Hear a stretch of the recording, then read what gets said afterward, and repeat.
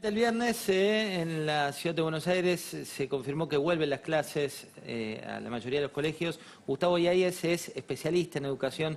Bienvenido, Gustavo. ¿Qué tal, José?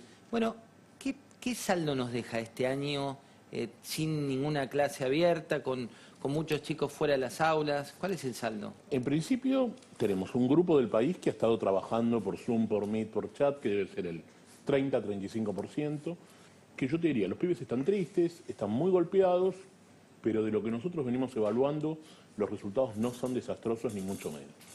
O sea, Se avanzó. Tomando pruebas, nosotros hace 10 años le tomamos un grupo de escuelas, los resultados son parecidos a los del año pasado. Ahora, tenés una parte del país que ha estado jugando a la pelota, digamos, todo este tiempo, y yo te diría, la brecha entre esos dos grupos se va a abrir mucho. O sea, el nivel de diferencia va a ser muy grande. Entonces, yo lo que diría es, todos los pibes están muy golpeados afectivamente, hay un grupo que estuvo trabajando y hay un grupo que estuvo perdido, ¿no? Hay una teoría en este país atravesado por la grieta, que es cuando uno decía que vuelvan las clases, que vuelvan los colegios, te retrucan. Mirá lo que pasa en Europa, que hay de nuevo confinamiento, y nadie lee que detrás de lo que pasa en Europa las clases siguen funcionando. Todos. Contanos. Sí, en Europa está todo el mundo en la escuela. España hace un mes está de vuelta y tuvo 0,4 casos. Ninguno ha tenido que llegar a una terapia intensiva, una cama UTI, a nada.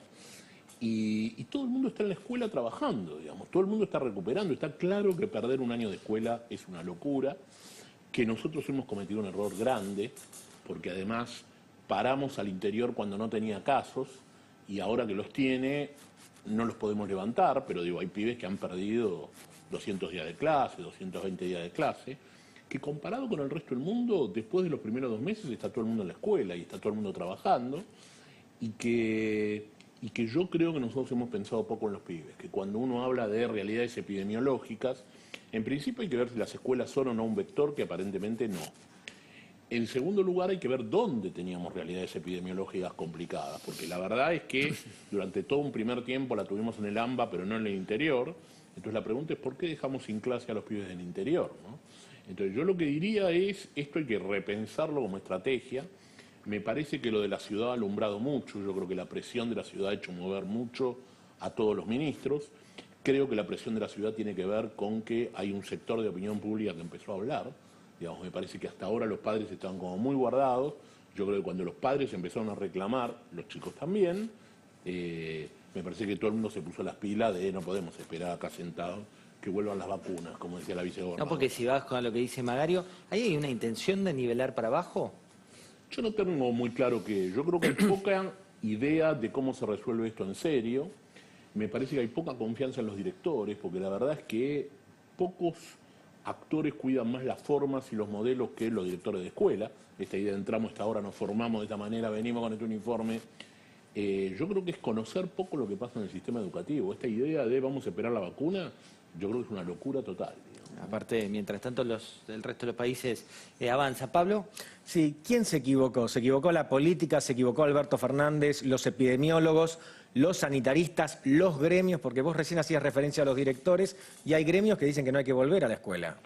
Sí, yo le diría, el caso de los gremios en la ciudad se supone que no iban a volver y está todo el mundo en la escuela. O sea, esto no ha surtido demasiado efecto. Me parece que una cosa es lo que dicen los dirigentes gremiales y otra cosa es lo que pasa en la base con los docentes.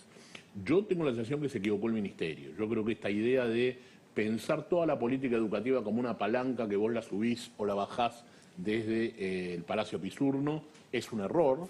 Hay que entender que las escuelas están distribuidas en todo el país y que tienen diferentes realidades y que esta idea de yo pienso la política educativa desde mi escritorio, yo diría es una cosa muy complicada. Perdón, Nicolás Trota específicamente. Absolutamente. O sea, yo creo que Nicolás se equivocó. Yo creo que él debería haber descentralizado las responsabilidades para que la decisión se tome en cada caso. Y yo creo que hay que confiar mucho más en las escuelas y en los supervisores, en que vean en cada lugar qué pasa con la comunidad, qué pasa con los docentes, qué pasa con los pibes. O sea, yo creo que nadie se quería contagiar. Está claro que los directores y la comunidad que está alrededor iban a cuidar esto.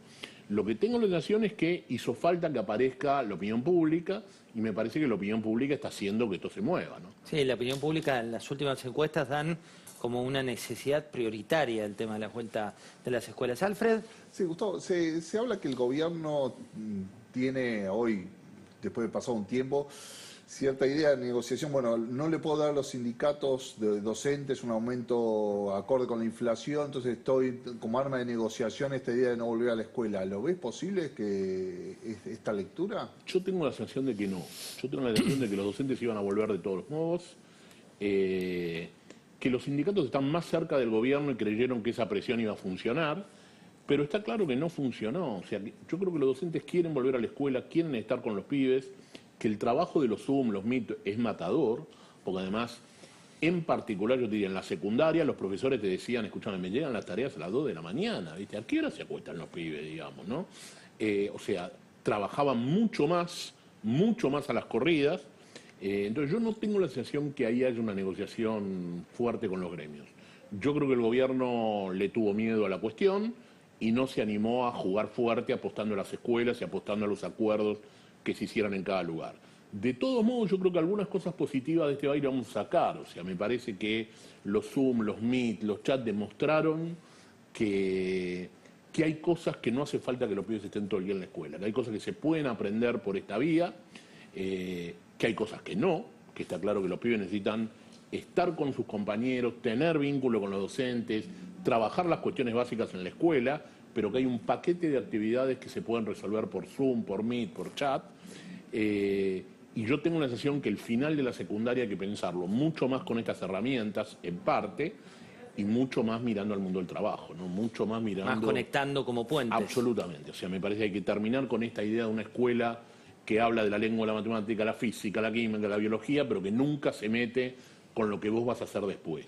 Gustavo, desde el sector privado también fue una tragedia, ¿no? Porque Sí. la decisión política de trabar la educación generó que infinidad de colegios privados cierren, infinidad de jardines, ni te cuento, maternales. ¿Qué va a pasar cuando la rueda empiece a girar? Digo, porque tampoco el sector estatal tiene una capacidad de absorber a todos aquellos chicos que iban al sector privado y cerraron. Sí, yo creo que ahí va a depender mucho del acuerdo de los padres con la escuela, ¿no? O sea, hay escuelas que lograron que los papás sigan pagando las cuotas y más o menos se sostienen, hay otras que están muy complicadas, digamos, hay otras que tienen mucha dificultad de seguir.